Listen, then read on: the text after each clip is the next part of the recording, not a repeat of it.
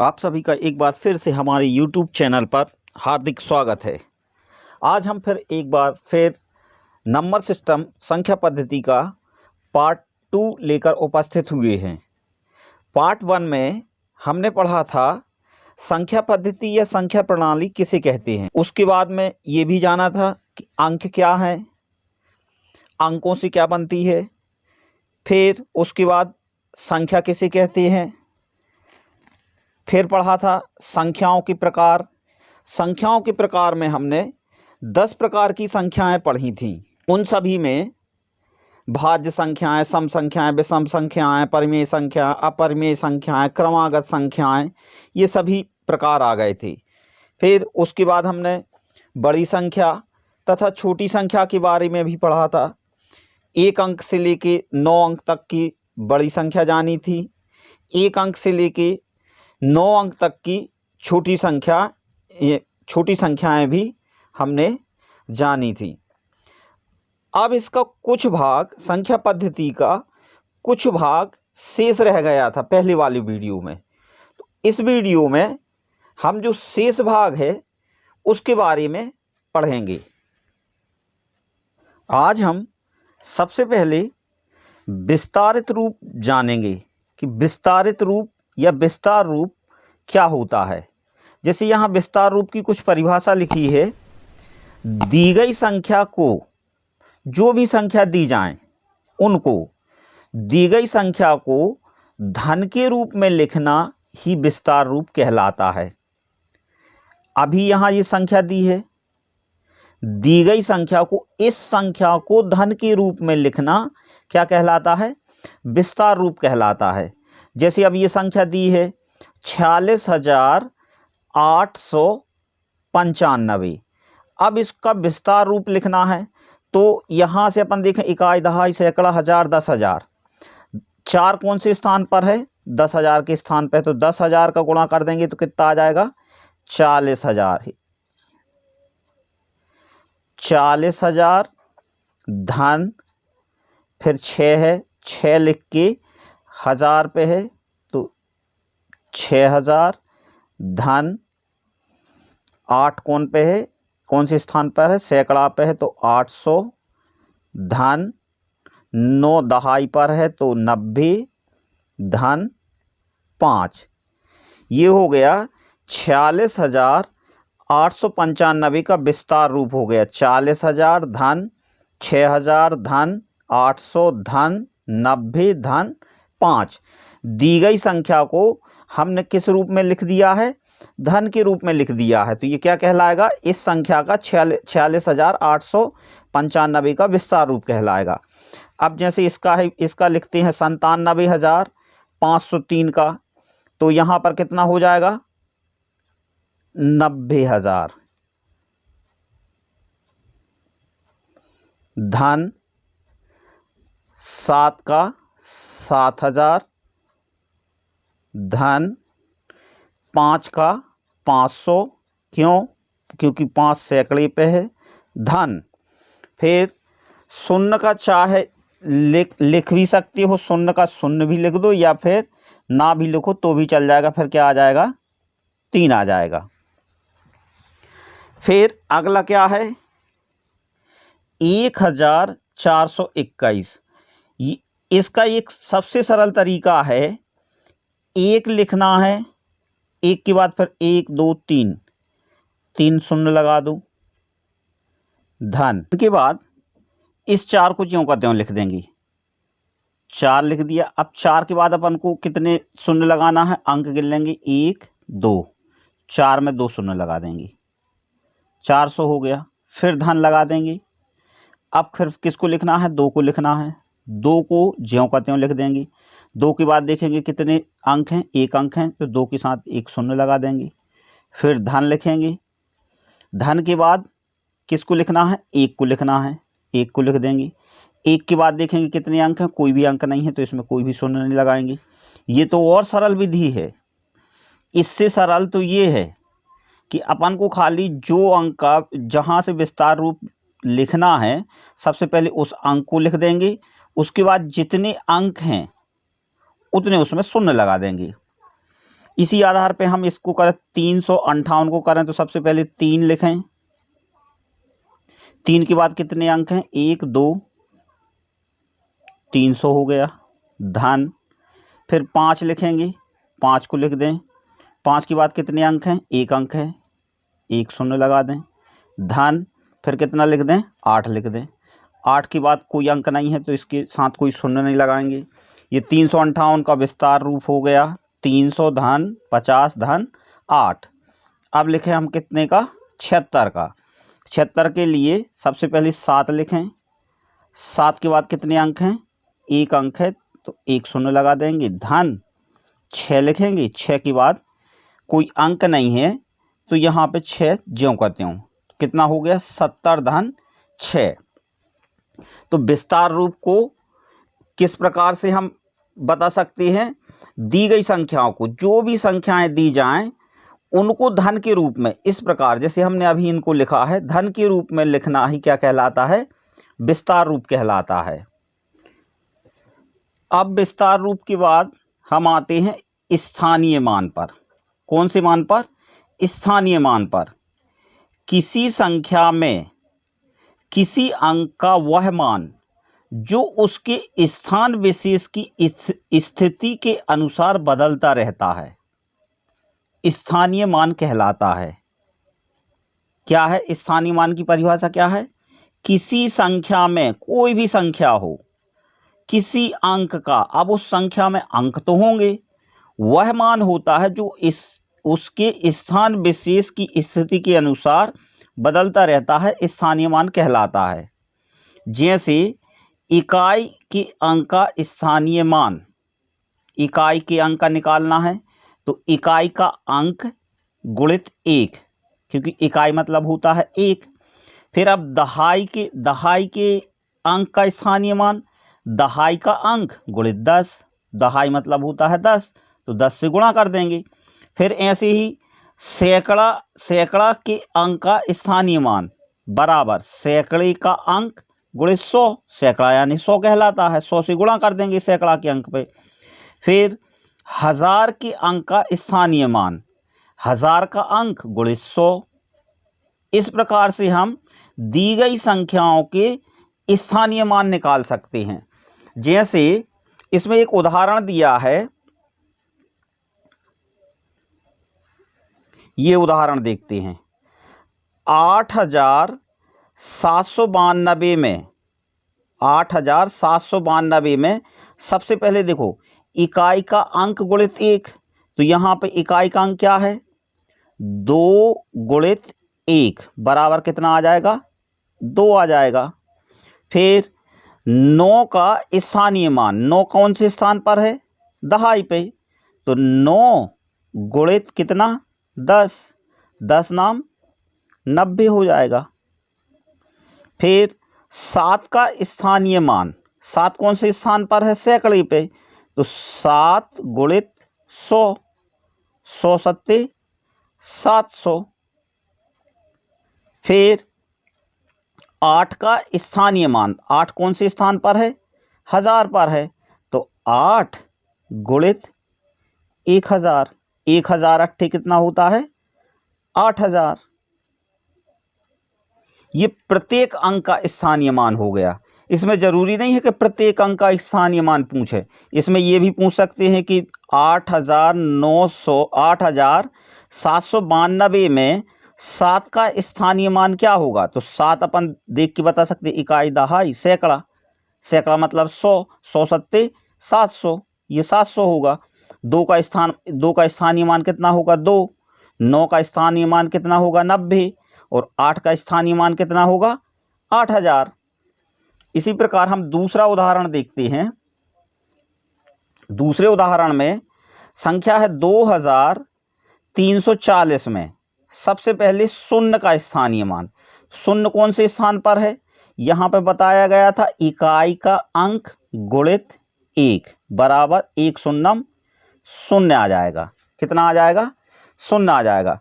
फिर 4 का स्थानीय मान, 4 कौन से स्थान पर है? दहाई पर है, तो दहाई का अंक गुणित 10, 10 चौके 40।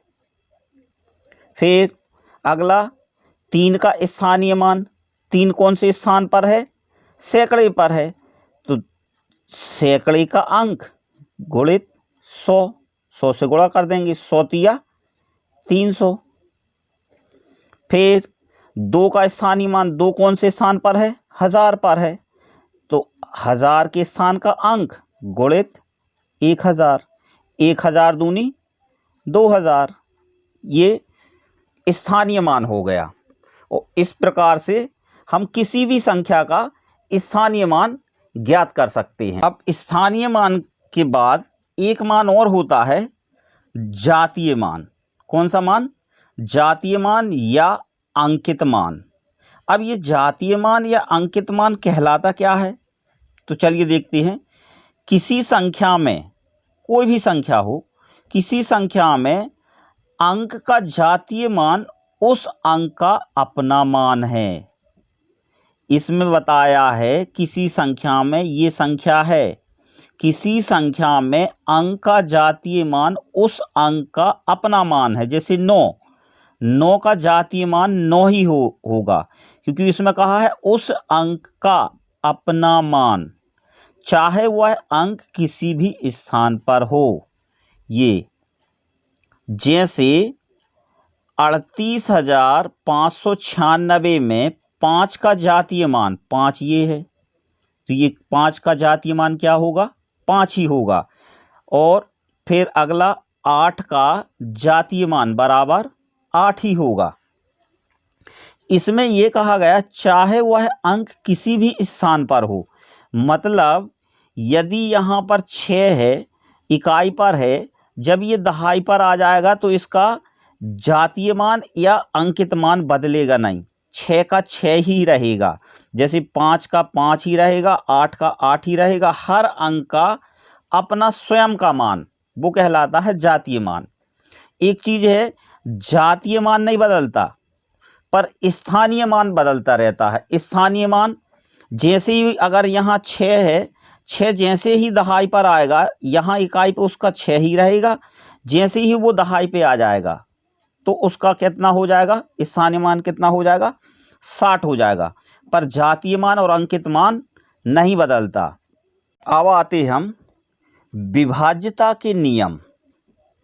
सबसे पहला जो विभाज्यता का नियम है, 2 से विभाज्यता का नियम। इस नियम से तो लगता है हमें जो इस जवाहर नवोदय विद्यालय प्रवेश परीक्षा की तैयारी कर रहे हैं, उन सभी को इसमें से आधे से ज़्यादा नियम मालूम होंगे, क्योंकि ये हम शुरू से पढ़ते आए हैं। 2 से विभाज्यता का नियम, वे सभी संख्याएं जिनका इकाई का अंक 0, 2, 4, 6, 8 हो, वह संख्या 2 से पूर्णतः विभाजित होगी। कुछ नहीं करना है। 2 से विभाज्यता का नियम, 2 से कोई संख्या पूरी बार विभाजित है या नहीं है, यह जानने के लिए हमें खाली इकाई का अंक देखना है। इकाई के अंक पर हमें, इकाई के स्थान पर कौन से अंक होना चाहिए? 0, 2, 4, 6, 8 हो, तो वह संख्या 2 से पूरी बार विभाजित हो जाएगी। हम देख के बता देंगे। जैसे 4862 2 से विभाजित है या नहीं है? तो है। क्यों? इकाई के स्थान पर 2 है। अगली संख्या है 590। 590 2 से विभाजित है या नहीं?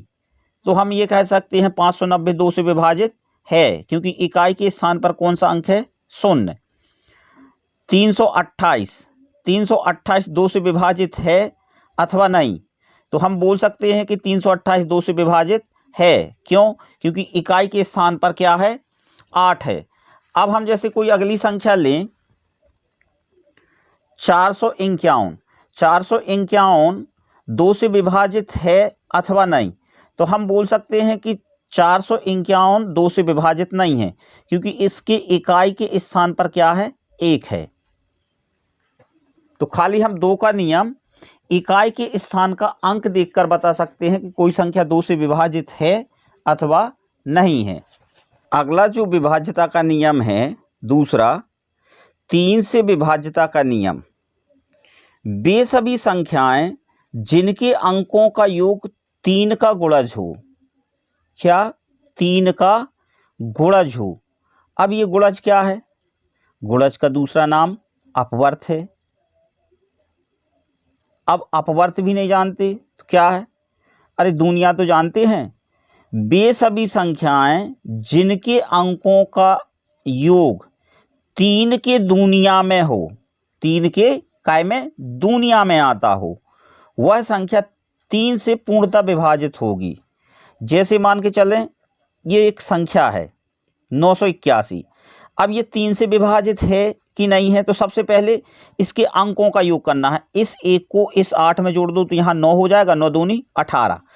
अंकों का योग कितना हो रहा है इसका, 18 हो रहा। 18 3 की दुनिया में आता है कि नहीं आता, 3 18 आता है। 981 3 से पूरी बार विभाजित हो जाएगी। जैसे अगली संख्या है 2520। 2520 का ये पता करना है कि ये 3 से विभाजित है अथवा नहीं है। सबसे पहले इन संख्याओं के अंकों को जोड़ देंगे। 2 और 2 4, 4 और 5 9, 9 में शून्य जोड़ेंगे तो 9 ही आएगा। अब ये बताइए जो इसके अंकों का योग 9 आया है वो 3 की दुनिया में 9 आता है कि नहीं आता, 3 तिरका 9 आता है, 3 बार में आ जाता है, तो ये संख्या भी 3 से पूर्णतः विभाजित है। अब इसके बाद अगली संख्या है 9864। ये पता करना है ये संख्या 3 से विभाजित है अथवा नहीं है, तो क्या करेंगे, सबसे पहले दिए गई संख्या के अंकों को जोड़ेंगे, अंकों का योग करना है। 9 में 8 जोड़ देंगे तो कितना हो जाएगा, 17। 17 और 4 17 और 4 21। 21 में कितना जोड़ देंगे, 6 जोड़ देंगे। 21 और 6 27। 27 3 की दुनिया में आता है कि नहीं आता, 3 नाम 27 आता है, तो ये संख्या भी 3 से पूर्णतः विभाजित है। जैसे कुछ अगली संख्याएं लें और देखें, पता करें ये 3 से विभाजित हैं अथवा नहीं।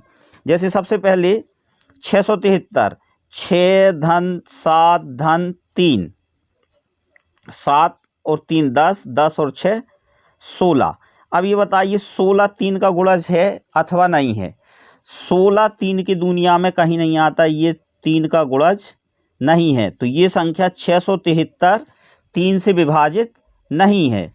अगली संख्या है 2519। 2519 के अंकों का योग 2 धन 5 धन 1 धन 9, 9 और 1 10, 10 और 5 15, 15 और 2 17। अंकों का योग कितना आ रहा, 17। 17 3 का गुणज नहीं है, 3 के दुनिया में 17 नहीं आता, इसलिए ये संख्या भी 3 से विभाजित नहीं होगी। फिर अगली संख्या है 8950। 8950 में अंकों का योग 8 धन 9 धन 5 धन 0। अब अंकों का योग करके देखें, 9 8 17, 17 और 5 22। 22 में कितना जोड़ देंगे, 0 जोड़ देंगे तो 22 ही आएगा।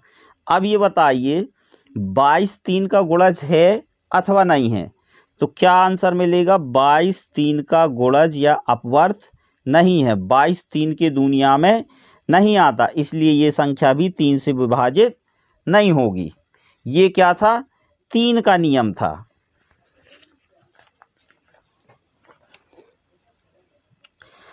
अगला नियम है 4 से विभाज्यता का नियम। क्या है, 4 से विभाज्यता का नियम।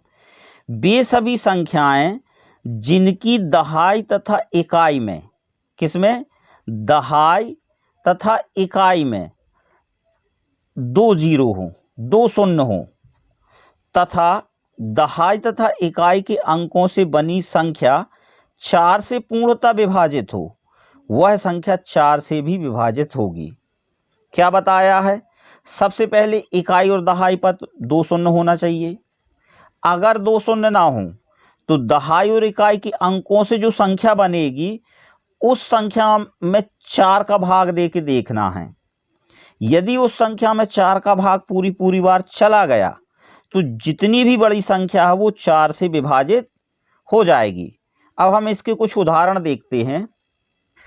जैसे 12,832 में 12,832 में हमने क्या पढ़ा है, चार का नियम क्या पढ़ा है, दहाई और इकाई के अंकों से बनी संख्या में यदि 4 का भाग चला गया तो इस पूरी संख्या में 4 का भाग चला जाएगा। तो दहाई और इकाई के अंकों से संख्या क्या बन रही है, 32। कितनी बन रही है, 32। 4 का भाग इसमें 32 में देंगे तो जाएगा कि नहीं जाएगा, 4 अट्ठे 32 होता है, मतलब इसमें 32 4 से पूरी बार विभाजित है, तो 12,832 पूरी संख्या 4 से विभाजित हो जाएगी। अब दूसरा देखते हैं, दूसरा उदाहरण है 15,600। 15,600 में दहाई और इकाई के अंकों में क्या है, 2 शून्य है। तो हमने इस नियम में पढ़ा था कि दहाई और इकाई में यदि शून्य हो तो भी वह संख्या कितने से, 4 से पूर्णतः विभाजित हो जाएगी। तो 15,600 भी 4 से पूरी बार विभाजित हो जाएगी। अब जैसे अगला उदाहरण देखें 420। 420 में हम दहाई और इकाई से जो संख्या बनाएंगे वो क्या बनेगी, 20 बनेगी।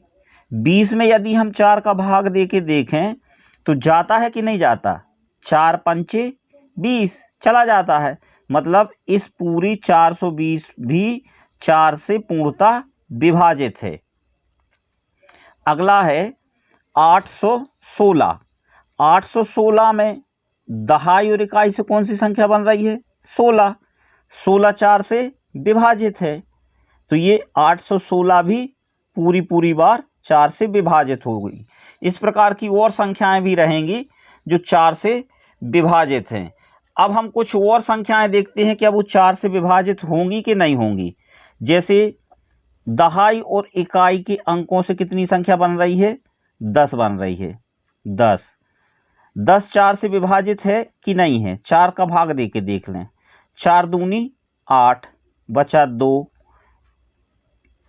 ये देखो शेष बच गया, 4 का भाग इसमें नहीं जा रहा, तो 15,610 4 से विभाजित नहीं है। फिर दहाई और इकाई से कितनी संख्या बन रही है, 53।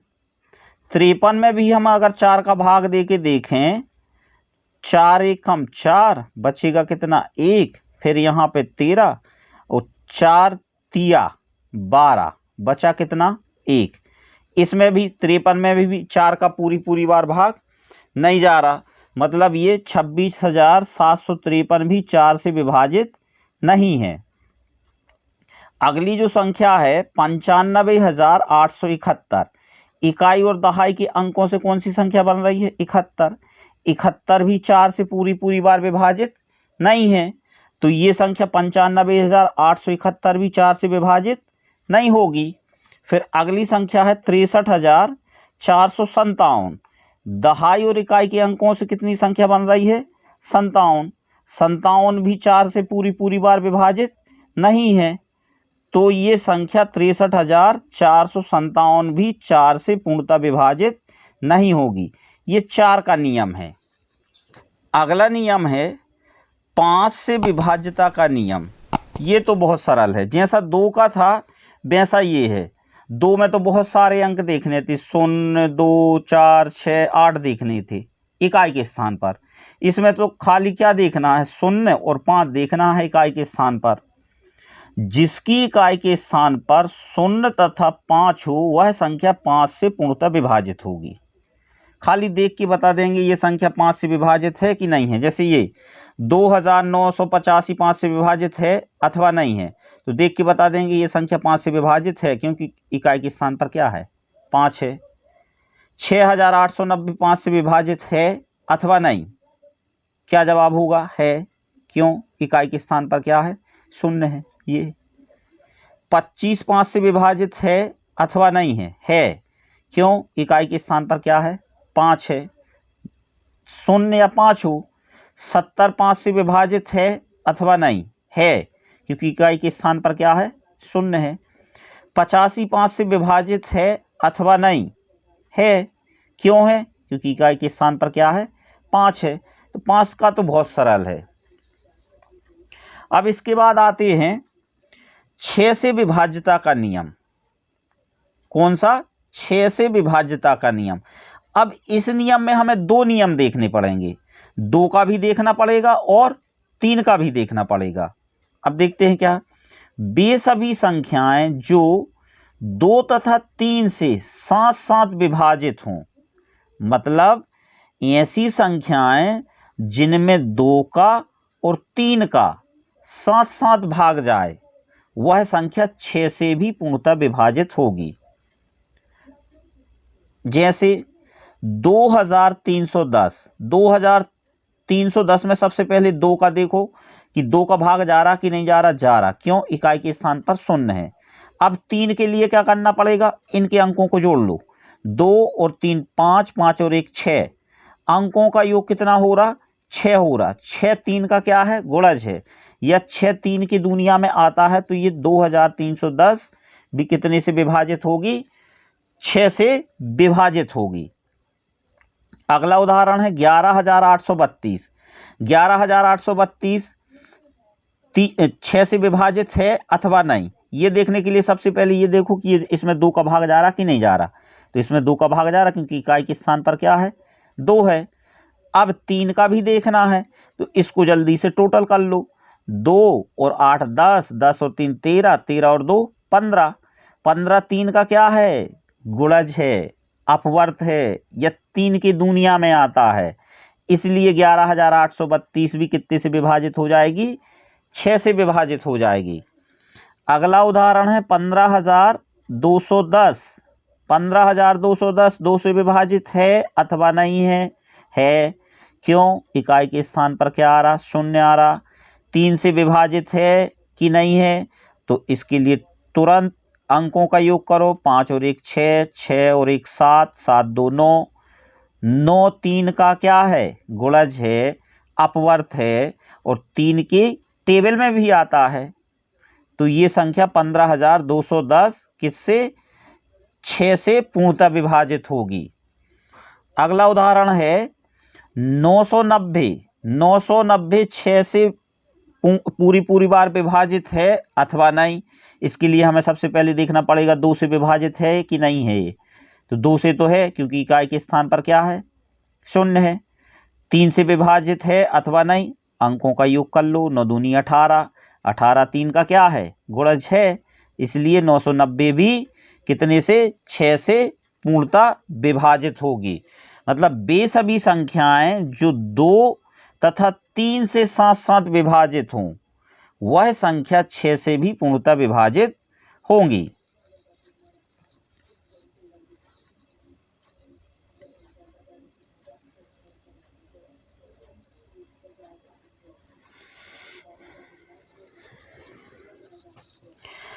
अगला जो छठवां नियम है वो 8 से विभाज्यता का नियम है। किसका है? 8 से विभाज्यता का नियम। अब इसमें थोड़ा सा ध्यान रखना है अपन को 4 वाला, 4 से विभाज्यता का नियम, क्योंकि उसमें दहाई और इकाई के अंकों से संख्या में भाग देते थे 4 का। तो इसमें एक स्थान और खिसक जाएंगे। वे सभी संख्याएं जो सैकड़ा, दहाई तथा इकाई अंकों से बनी संख्या में 8 का भाग पूरी बार चला जाए तो दी गई संख्या भी 8 से पूर्णतः विभाजित होगी। 4 में हमने क्या देखा था? दहाई और इकाई के अंकों से बनी संख्या में 4 का भाग देते थे। 8 का नियम क्या है? सैकड़ा, दहाई तथा इकाई अंकों से बनी संख्या में 8 का भाग पूरी बार चला जाए तो दी गई संख्या भी 8 से पूर्णतः विभाजित होगी। अब हम देखते हैं 98,860। 98,860 में हम कितने का सैकड़ा, दहाई और इकाई अंकों से 8 का भाग देके देखें। अभी तो एक अंक में जाएगा नहीं, तो 8 की टेबल पढ़ना है, कितने से ज़्यादा ना हो। 8 8 64, 8 नाम 72, 8 नाम 72 घटा देंगे, बचेगा कितना? 4। यहाँ कुछ नहीं, 8 पंचे 40, 5 बार घटा दें, कुछ नहीं।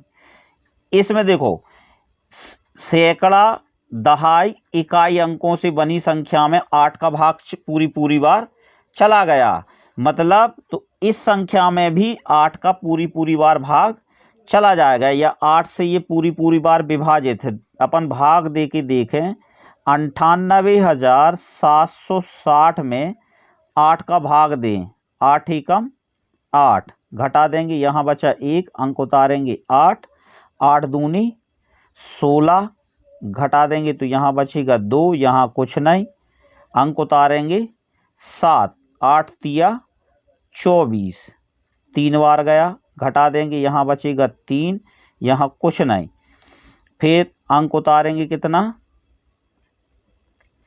6, 8 चौके 32, 4 बार गया, घटा देंगे, यहाँ 6 में से 2 जाएगा, 4 बचेगा, यहाँ कुछ नहीं, अंक उतारे 0, 8 पंचे 40। ये देखिए पूरी बार भाग चला गया, ये पूरी बार भाग चला गया है इसमें। मतलब 8 का नियम क्या है, वे सभी संख्याएं जो सैकड़ा, दहाई तथा इकाई अंकों से बनी संख्या में 8 का भाग पूरी बार चला जाए तो दी गई संख्या भी 8 से पूर्णतः विभाजित होगी। अभी अपन ने इसमें 98,760 में इकाई, दहाई और सैकड़ा के अंकों से बनी संख्या में 8 का भाग दिया, चला गया था। फिर पूरी संख्या में हमने 8 का भाग दे के भी देखा तो वो संख्या 8 से पूरी बार विभाजित हो गई। जैसे अगला उदाहरण है 56,832। 56,832 में इकाई, दहाई और सैकड़ा से जो संख्या बन रही है वो 832 बन रही है। कौन सी बन रही है? 832। अब इसमें हम 8 का भाग दे के देखें तो 8 एकम 8, एक बार गया, घटा देंगे, कुछ नहीं, अंक उतारे 3। अब हम चूंकि ये अंक उतार के लाए हैं तो भाग देना अनिवार्य है, तो 8 शून्यम 0, अब फिर घटा देंगे 3, फिर यहाँ बचा अंक उतारे 2, 8 चौके 32, घटा देंगे, कुछ नहीं। सैकड़ा, दहाई और इकाई के अंकों में 8 का भाग पूरी बार चला गया तो इस संख्या में भी पूरी बार भाग चला जाएगा। 8 का 56,832 में पूरी बार भाग चला जाएगा। ऐसे ही अगली जो संख्या है वो है 2,19,640। क्या ये संख्या 8 से पूरी बार विभाजित है अथवा नहीं है? तो सबसे पहले हमें क्या करना है, सैकड़ा, दहाई और इकाई, इतने अंकों से कौन सी संख्या बन रही है? 640 बन रही है। 640 में हम 8 का भाग दे के देखें,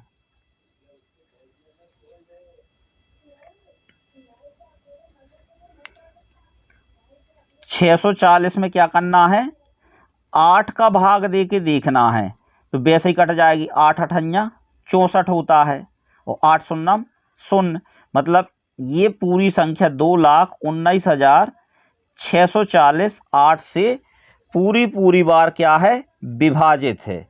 तो ये 8 का विभाज्यता का नियम था।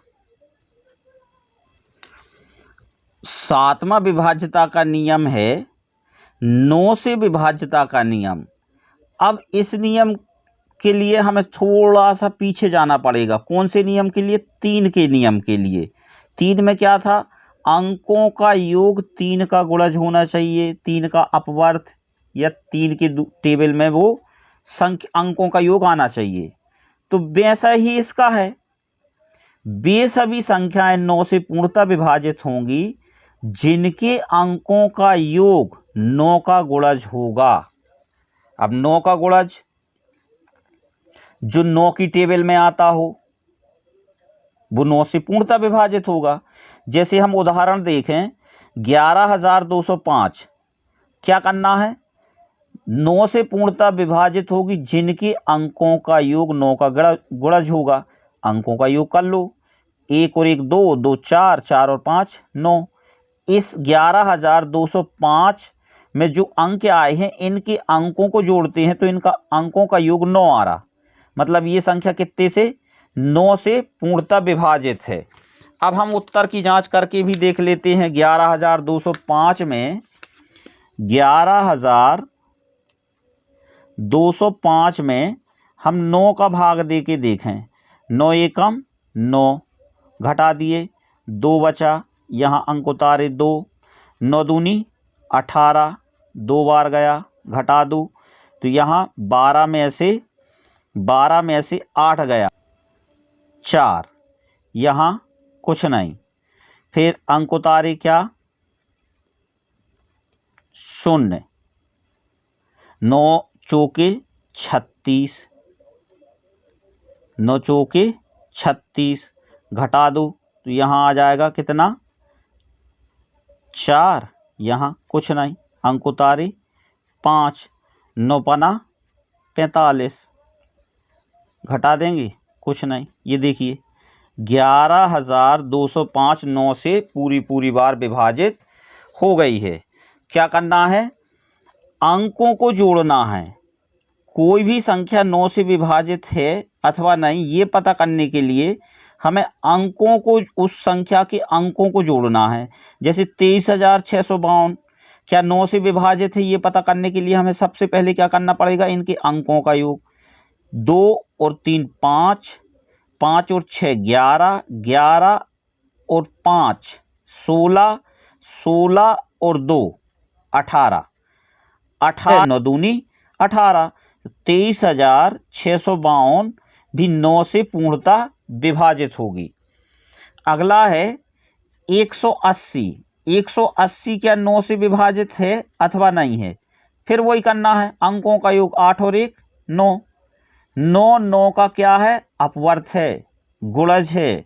यह 9 की टेबल में आता है, 9 की दुनिया में आता है, इसलिए ये 180 भी 9 से पूर्णतः विभाजित होगी। तो ये किसका नियम है, 9 का नियम। अगला जो 8वां नियम है वो 10 से विभाज्यता का नियम है। ये भी सरल ही है, जैसा 5 का था लगभग वैसा ही है। इकाई अंक देखना, अंतिम अंक देखना है।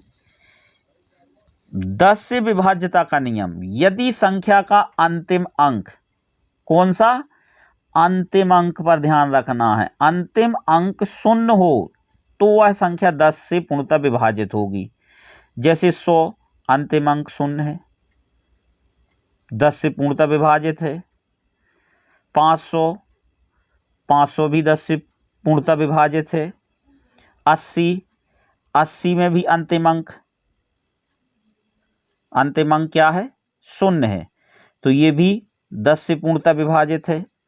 90 में भी अंतिम अंक क्या है, 0 है, तो ये भी 10 से विभाजित है।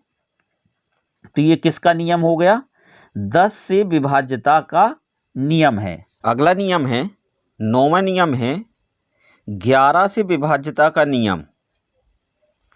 यदि इकाई अंक से बाईं ओर चलने पर सम स्थानों के अंकों तथा विषम स्थानों के अंकों की योगफल का अंतर 0 हो या 11 का गुणज हो, वह संख्या 11 से पूर्णतः विभाजित होगी।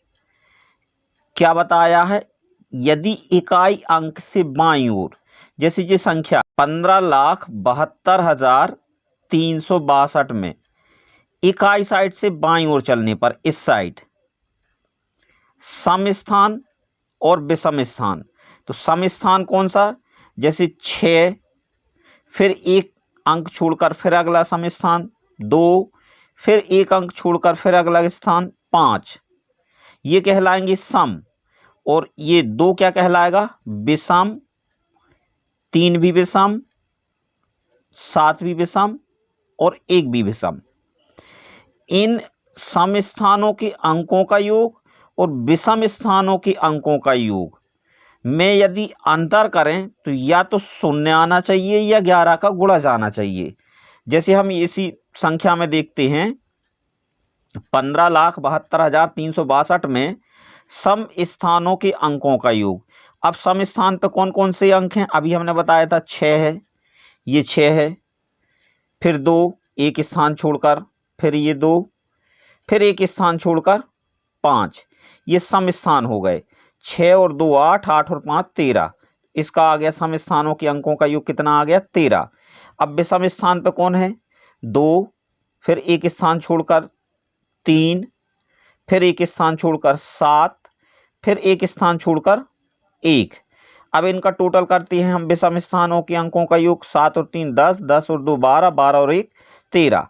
यहाँ देखिए सम स्थानों के अंकों का योग 13 आया है और विषम स्थानों के अंकों का योग भी कितना आया है? 13। 13 में से 13 घटाएंगे बराबर कितना आ जाएगा? शून्य आ जाएगा। अंतर शून्य है तो संख्या 11 से पूर्णतः विभाजित है। मतलब ये 15,72,362 11 से पूर्णतः विभाजित है। अब आते हम रोमन पद्धति में, मतलब रोमन संख्या।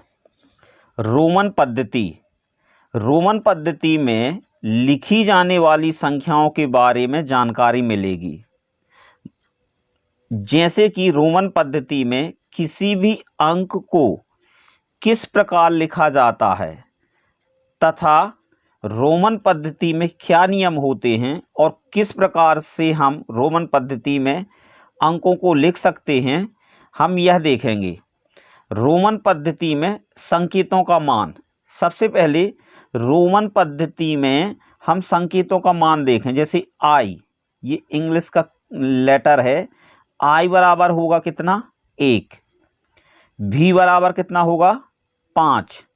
और एक्स बराबर कितना होगा? 10।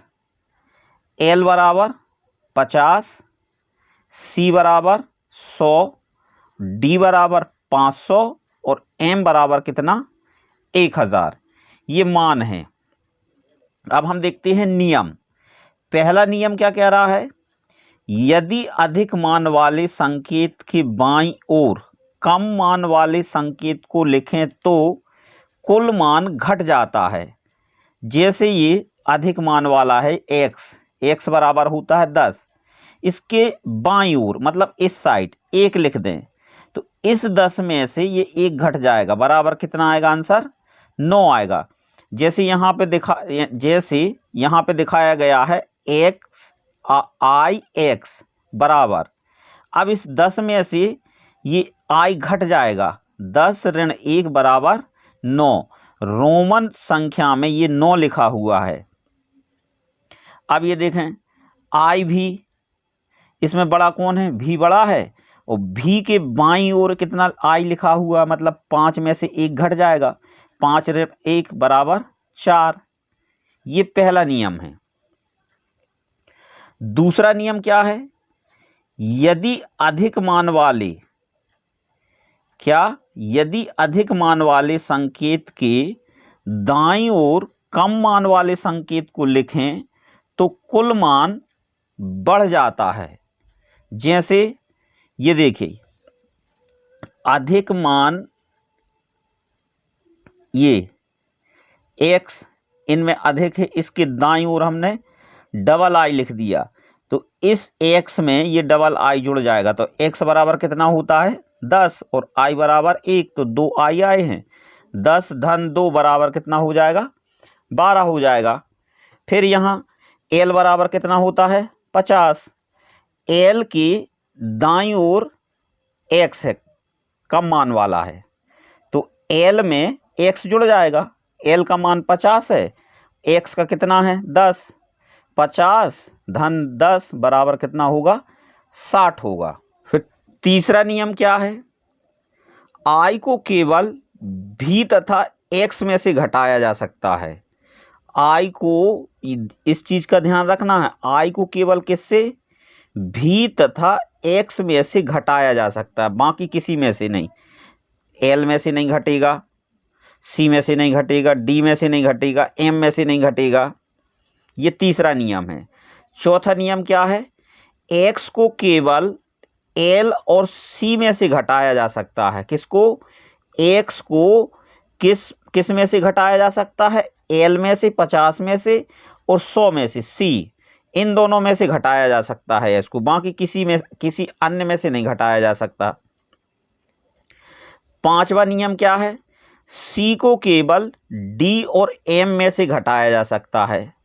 सी को किससे? डी और एम में से घटाया जा सकता है, बाकी किसी अन्य में से नहीं घटाया जा सकता है। फिर 6वां नियम क्या है? यहाँ पर डबल एक्स बराबर 2 बार एक्स आया तो 2 गुणित, और एक्स का मान कितना होता है? 10 गुणित 2 बराबर 20। फिर 3 बार एक्स आ गया तो 3 गुणित 10 बराबर 30। अर्थात यदि कोई संकेत बार बार दोहराया जाता है, जैसे जी यहाँ एक्स 2 बार आया, एक्स यहाँ 3 बार आया, बार बार दोहराया जाता है, तो संकेत जितनी बार दोहराया जाता है उतनी बार उस अंक के मान में गुणा कर लेते हैं। आमतौर पर किसी संकेत को 3 से ज़्यादा बार नहीं दोहराया जाता है। जितने भी रोमन पद्धति में संकेत आते हैं उनको 3 से ज़्यादा बार नहीं दोहराया जाता है। VLD को दोहराया नहीं जाता। अब किसको नहीं दोहराया जाता? ना V को दोहराया जाता, ना L को दोहराया जाता और ना ही D को दोहराया जाता है। अब 7वां नियम क्या है? यदि किसी संकेत के ऊपर एक सीधी रेखा, ये रेखा खींच दी जाए तो उस संख्या का मान 1000 गुना बढ़ जाता है। यदि किसी संकेत के ऊपर एक सीधी रेखा, ये देखिए 5 के ऊपर एक सीधी रेखा खींची गई तो यहाँ बराबर कितना लिखा है? 5000 लिखा है। उस संख्या का मान 1000 गुना बढ़ जाता है। फिर यहाँ देखो x के ऊपर कितना ये सीधी रेखा खींची है तो x का मान कितने गुना? 1000 गुना। तो 10 का 1000 गुना कितना हो जाएगा? 10,000। अब आते हम आरोही क्रम एवं अवरोही क्रम। इन नामों को हम बढ़ते क्रम तथा घटते क्रम के रूप में भी जानते हैं। यदि संख्याओं को बढ़ते हुए क्रम में लिखा जाए, बढ़ते हुए क्रम में मतलब कैसा? मतलब पहले छोटी, फिर उससे बड़ी, फिर उससे बड़ी और लास्ट में सबसे बड़ी, तो उसे आरोही क्रम कहते हैं, मतलब बढ़ता क्रम कहते हैं। और यदि घटते हुए क्रम में लिखा जाए, घटते हुए क्रम में मतलब कैसे? पहले सबसे बड़ी, फिर उससे बड़ी, फिर सबसे पहले सबसे बड़ी, फिर उससे छोटी, फिर उससे छोटी और लास्ट में सबसे छोटी। घटते हुए क्रम में लिखा जाए तो उसे अवरोही क्रम कहते हैं, मतलब घटता क्रम कहते हैं। अब उदाहरण देखते हैं। यदि हमें दी गई संख्याएं, कौन कौन सी संख्याएं दी? 5, 9, 0, 31, 2 और 42 हैं, तो इन्हीं संख्याओं का हमें क्या लिखना है? आरोही क्रम लिखना है। तो आरोही क्रम में पहले सबसे छोटी आएगी, सबसे छोटा यहाँ 0 है, 0 लिख देंगे। फिर 0 से बड़ा 2, 2 से बड़ा 5, 5 से बड़ा 9, 9 से बड़ा 31 और सबसे बड़ा क्या है? 42। तो ये कौन सा क्रम हो गया? आरोही क्रम, और इसी को बोलते हैं बढ़ता क्रम। अब इन्हीं संख्याओं आरोही का उल्टा कर दें तो वो अवरोही होगा, मतलब सबसे बड़ी 42, 42 से छोटी 31, 31 से छोटी 9, 9 से छोटी 5, 5 से छोटी 2 और सबसे छोटा क्या यहाँ पे? 0। तो ये कौन सा क्रम हो गया? अवरोही क्रम। अवरोही मतलब कौन सा? घटता क्रम। ये बढ़ता क्रम और ये घटता क्रम। अब आए हम संख्या पद्धति में संख्याओं की तुलना में। इस संख्याओं की तुलना से संबंधित भी इसमें बहुत सारे प्रश्न पूछे जाते हैं, तो हमें इसके बारे में भी थोड़ी सी जानकारी रहना चाहिए। संख्याओं की तुलना करने के लिए इसको तो सभी लोग जानते हैं, कौन सा चिन्ह है? बराबर, और ये कौन सा है, अधिक या बड़ी है, और ये कम या छोटी है। चिन्हों का साधारण उपयोग किया जाता है। ये देखिए, इस चिन्ह को बोलते हैं बराबर और इसका अर्थ होता है समान। फिर इसको अधिक है या बड़ी है का अर्थ है अधिक है, और इसको कम है या छोटा है का अर्थ कम है। अब उदाहरण देखिए, 495 बराबर 495, ये दोनों संख्याएं कैसी हैं, बराबर हैं, तो बीच में ये बराबर का चिन्ह आया है। फिर 496 और यहाँ 495, इन दोनों में से बड़ी कौन है, 496, तो ये वाला चिन्ह किसको दर्शाता है, ये बड़ी संख्या को। तो अपन यहाँ पढ़ सकते हैं 496 बड़ी है 495 से। फिर यहाँ पे क्या लिखा है, 495 496। अब पहले क्या लिखा है, 495, तो पहले पढ़ेंगे भी इसी को। तो 495 कैसी है, छोटी है 496 से। इस प्रकार से हम संख्याओं की तुलना करना जानेंगे। सबसे लास्ट में संख्या पद्धति में भाग प्रक्रिया पर आधारित प्रश्नों के लिए सूत्र। सबसे पहला सूत्र है भाज्य बराबर। ये सूत्र शायद हमने लिखा नहीं होगा, पर इसको हल ज़रूर किया है। क्या करते हैं, जब हमें स्कूल में भाग के प्रश्न मिलते हैं तो हम उत्तर की जांच करते हैं, तो इसी फार्मूले की मदद से करते हैं। तो भाज्य बराबर, अब कोष्टक लगा है, इस कोष्टक का मतलब है इसको पहले हल करना है। तो भाज्य बराबर कोष्टक भाजक धन भाजक गुणित भागफल, कोष्टक बंद है, धन शेषफल। क्या करना है, भाजक और भागफल का पहले गुणा करना है। जितना गुणनफल आएगा उसमें शेषफल जोड़ देंगे तो वो क्या आ जाएगा, भाज्य आ जाएगा। अब दूसरा सूत्र क्या निकालने का है, भाजक बराबर। क्या निकालने का है, भाजक बराबर क्या करना है, भाज्य ऋण शेषफल बटे भागफल। मतलब इसको कैसे हल करना है, भाज्य में से शेषफल को घटा देना है, जितना बचेगा उसमें भागफल से भाग दे देना है, तो बराबर क्या आ जाएगा, भाजक आ जाएगा। और तीसरा सूत्र क्या है, भागफल बराबर। भागफल बराबर, ये यहाँ अंश की स्थिति दोनों में एक सी होगी। यहाँ देखिए भाज्य ऋण शेषफल, यहाँ भी भाज्य ऋण शेषफल, मतलब इन दोनों में क्या करना है, यहाँ भर बदलाव, हर में दोनों जगह बदलाव हो जाएगा। तो भागफल बराबर भाज्य ऋण शेषफल बटे भाजक। भाज्य में से शेषफल को घटा देना है और जितना अंतर आएगा उसमें भाजक से भाग दे देना है, तो क्या प्राप्त हो जाएगा, हमें भागफल प्राप्त हो जाएगा। तो हमने लगभग संख्या पद्धति का जो थ्योरी वाला चैप्टर था वो लगभग पूर्ण हो चुका है। अब जो वीडियो आएंगे संख्या पद्धति पर, तो प्रश्नों को हल करके बताया जाएगा कि इसमें संख्या पद्धति में किस प्रकार के प्रश्न पूछे जाते हैं।